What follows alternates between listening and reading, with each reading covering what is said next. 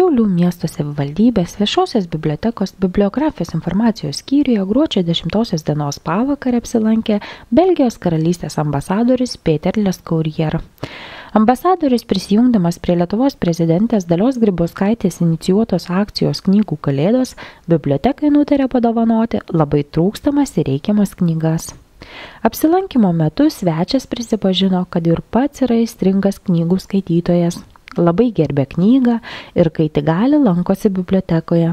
Ambasadorius žino, kad knygos yra brangios, todėl tokia akcija yra labai reikalinga. Books to libraries and I'm an avid reader myself. I like to read, and when I was very young I liked to read as well.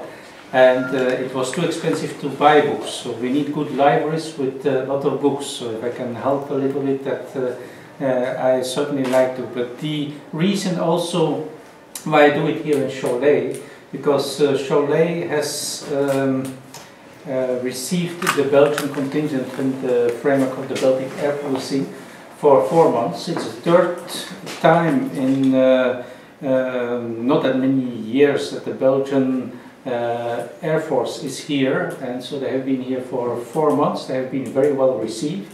They like the town very well, and of course they are working very hard, but apart from work they also have a time to see something of the town, and they were very impressed with the friendly people. And in order to thank you for your hospitality at Cholet, I said, well, this time I will find out a library in Cholet who would be pleased with some books, and that's my reason to be here.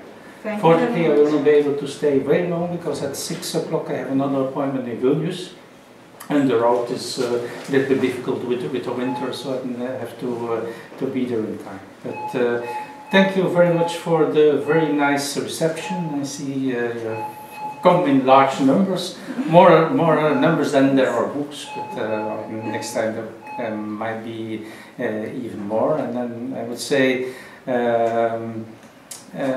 I hope the users of your library will enjoy them, and this is a gift that can be used for many times and can make many people happy. This is not something you give to one person, so I hope you put it to very good use. Okay, thank you very much. Dovanoja šias knygas todėl, kad jisai įsijungė į mūsų prezidentės Dalios Grybauskaitės akciją, tai yra viena priežastis. O antroji priežastis yra ta, kad pats ambasadorius labai mėgsta skaityti ir todėl dovanoja šias knygas, kuriomis pasinaudos ne vienas žmogus, tačiau daugybė skaitytojų. O dar kita priežastis yra todėl, kad Belgijos kariai jau nebe pirmą kartą čia atlieka savo misiją ir belgai labai džiaugiasi, kad Šiauliai yra labai draugiškas miestas ir labai mielai priima juos ir kad jie maloniai leidžia laisvalaikį ir yra patenkinti. Ir todėl gerbiamas ambasadorius dar ir todėl mums dovanoja knygas. Ir tikisi, kad žmonės jas skaitys. Sako, ir aš taip pat norėčiau jas paskaityti. Belgijos karalystės ambasadorius bibliotekos atsiminimų knygoje palikęs atsiliepimą, pakalbėjęs su žurnalistais, bibliotekoje ilgiau neužtruko, uždavęs darbuotojams keletą klausimų, kaip biblioteka gyvuoja, kiek bibliotekoje yra vartotojų, ir gavęs atsakymą, jis atsisveikino ir skubiai išvyko į Vilnių, kur jo laukia jau kitas susitikimas.